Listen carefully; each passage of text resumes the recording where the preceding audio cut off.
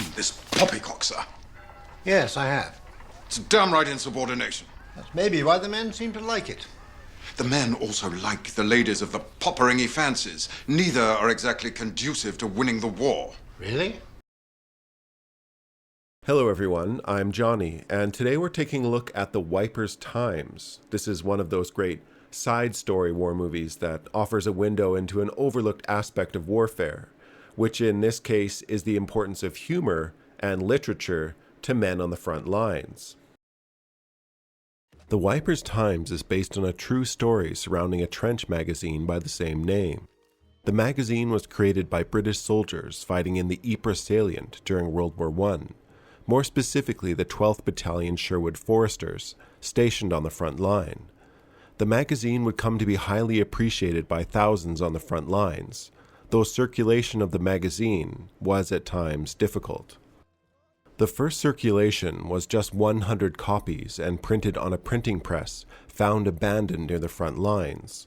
A sergeant with the Sherwood Foresters, who had been a printer in peacetime, brought the press back to life.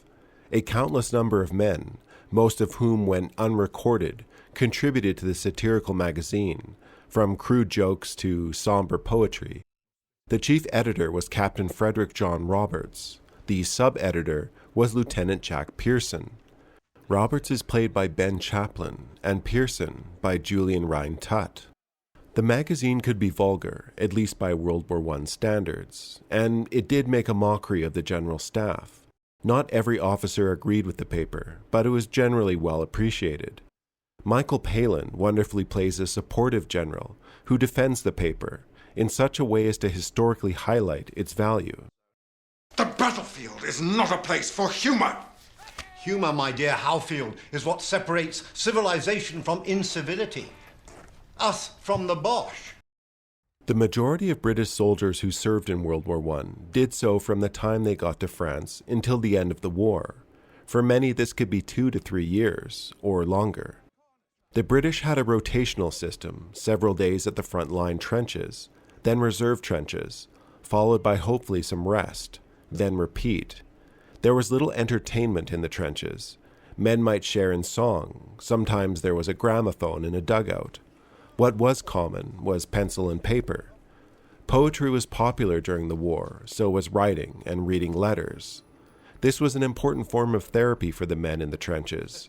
A new copy of the Wipers' Times could be as good as receiving a letter from back home. Submitting content to the magazine was equally engaging and therapeutic for the men. The Wipers' Times was named after Ypres. Tommy's slang pronunciation of Ypres was Wipers. To make the name all the more comical once a soldier finished with the magazine, it most certainly could be recycled, in a way further fitting its name. The magazine was known for its mock adverts, something the movie highlights well.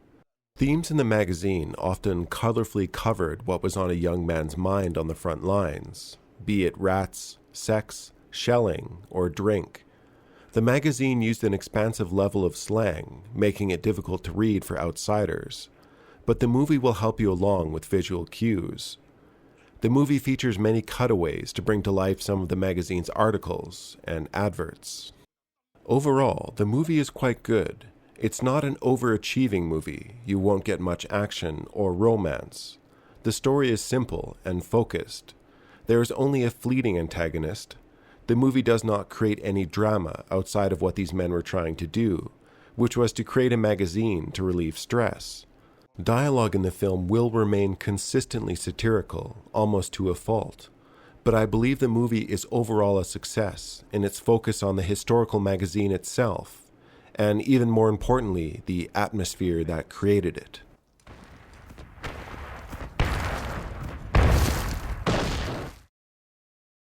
Alright, I'm Johnny. Thank you for watching. If you're interested in something a bit different from your regular war movie or just enjoy good old-fashioned British sardonic humor, give The Wipers' Times a watch. Like and subscribe if you want to support the channel, and we will see you next time.